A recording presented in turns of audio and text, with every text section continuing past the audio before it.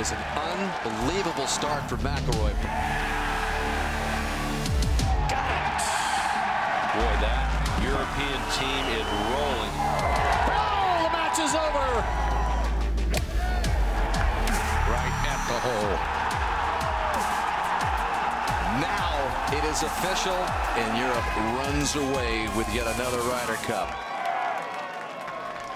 A lot of work went into that European team victory. A lot of people working behind the scenes, and one of those was swing instructor Nick Bradley, who joins us now in studio. Nick, you created a number of images which were shown in the European team room, inspiring the European players. Tell us a little bit about the background of how you came to create the images inside the team room. Sure. Well, I started working with Paul McGinley about a couple of years ago, and he was a big fan of my second book, Kinetic Golf, which has got a lot of powerful imaging in it for metaphors.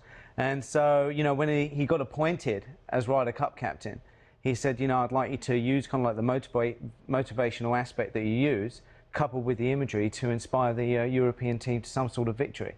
We can see some of those images now. Talk us through what we've seen. We saw the Seve image, and I think that was Justin Rose, maybe. I know there's another Ian Poulter image. What was going on with these images? Well, it would have been ridiculously easy to create images that were just pretty pictures. And working with Paul, it was essential that we had a almost chronologically documented. So as the tournament moved on from the first day to the third, certain images might have certain messages at certain times. So you take the Rock of Europe one, for example. When America came back, as we thought they might do on the Saturday morning and certainly on the Sunday morning, it was essential. I think Justin quoted it, you know, we will be the rock when the storm comes, and certainly it came on Saturday morning. So it was that sort of potency that we needed, you know, in the camp to carry us through when we were being challenged, which obviously in the Ryder Cup you're going to be at some point. Did you have a favourite image of the ones you created? No, I didn't. You know, it's tough. I'm really happy with all of them.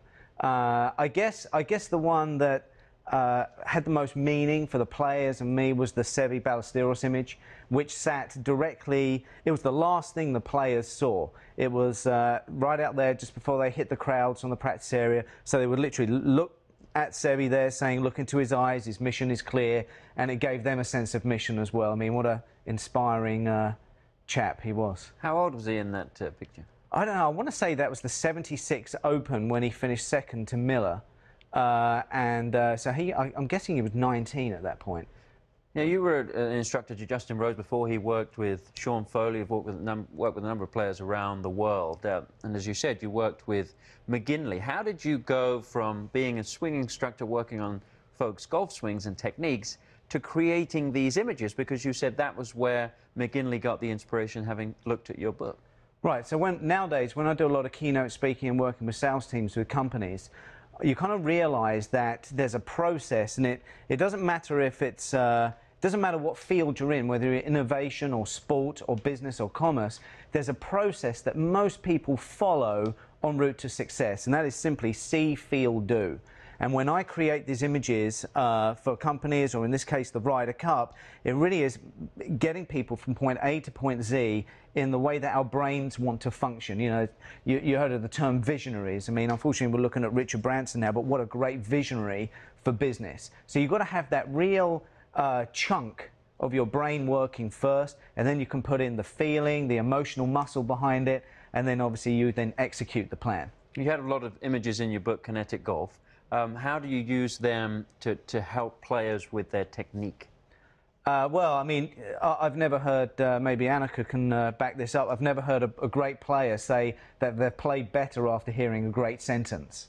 Okay? Normally it's an image they're working to in their swing, or it's certainly a kinesthetic feeling.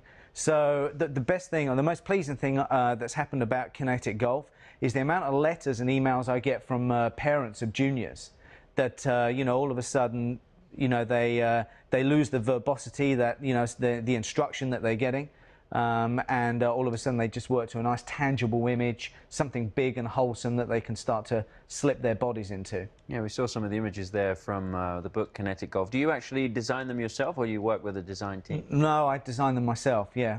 I was lucky. Tell us what we're seeing here. Okay, so that then there is, that's all about swing radius and getting the synchronicity correct in your swing. Really you take a period of golf instruction like the 70s and 60s and 70s, where a lot of people were asked to take it low and slow and wide away from the ball, which is fine if you're physically capable of doing that, or you've got short kind of alligator arms like Jack Nicklaus, who kind of like made it popular. But for most people, they need to synchronize and get the shaft moving quicker than the body.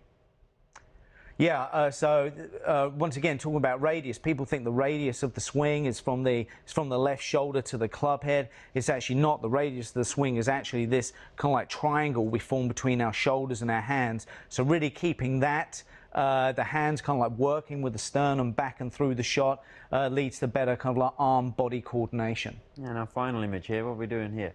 Yeah. That was a blade from a saw? It was, and that actually is not CG'd in there. I was actually holding that. Yeah, that was shot in Ireland, actually, and this is one of the first images I did in 2005. And this is basically the fact that at some point, the right hand and the right arm, and certainly the club, has to release down through into the ball. We can't be hanging on to that angle forever.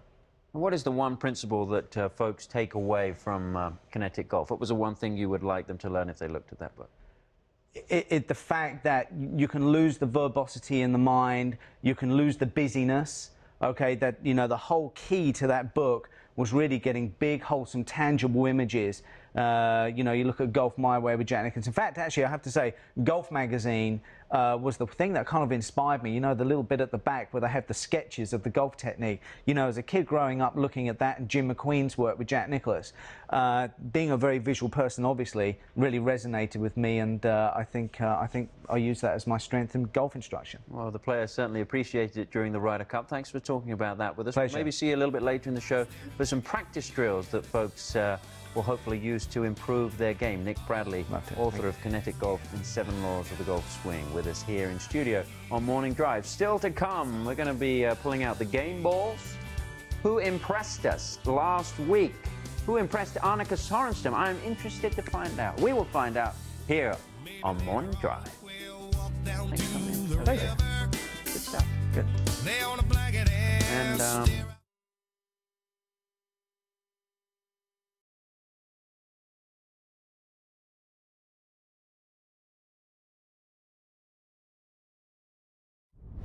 the hole-in-one, the holy grail for a lot of golfers, folks at home. How do you make one? I've sort of broken it down into 3 different categories. The fly-in, and that's the one that's probably the least popular. You got to get that ball up in the air because it's got to be coming in very steep. How about the run-in? You got to shape that shot a little bit. You got to keep it down. So the idea is to get the ball on the front of the green, working towards the flagstick.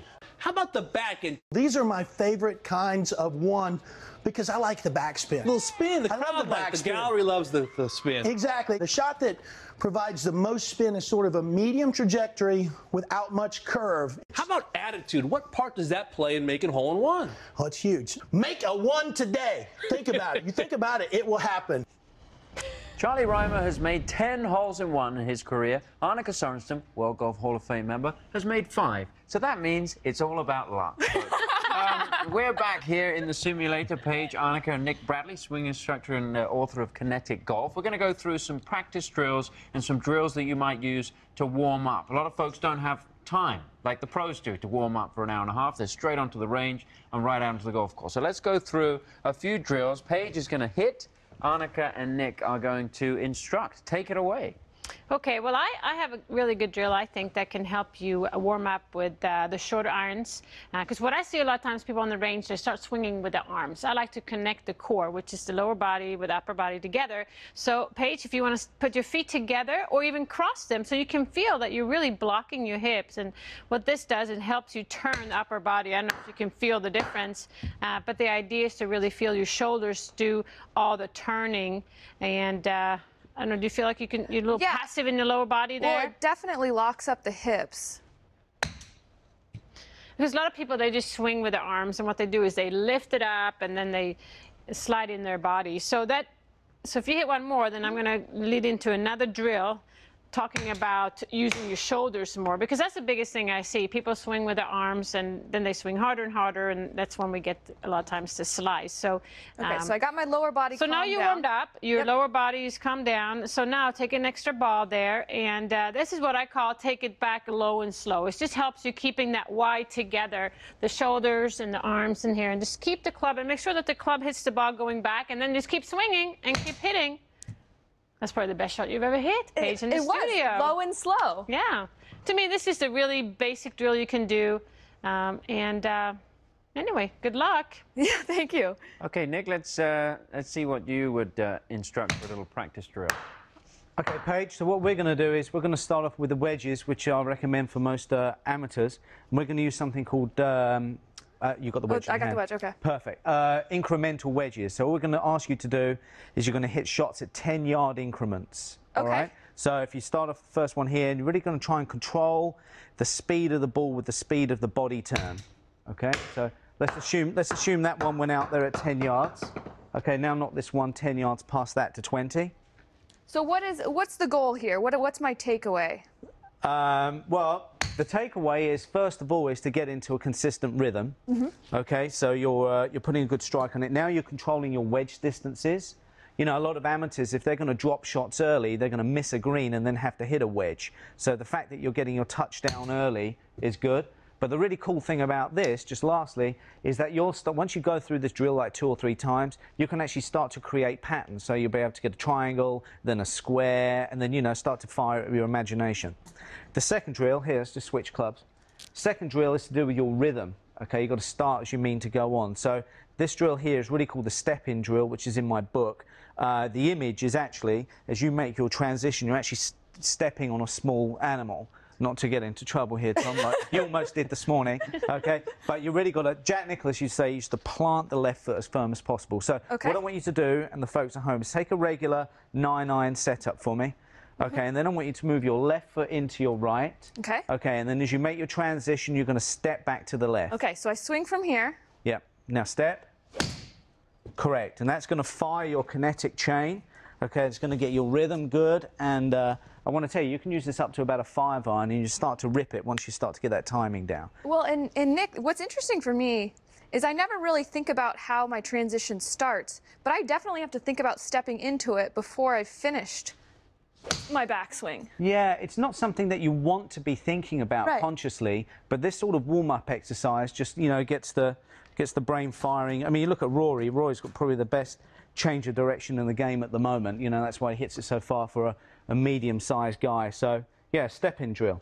Okay. Let's see if we can get it going here. Very well done. You were talking about a toy animal when you said step. A toy animal? Yeah, or a head cover. Actually, a cartoon one. Yeah, there you go. Or maybe a cover. Press the button. I have a head cover that I won when I made a holding one. I can bring that over here. That's right. I only use live animals, though.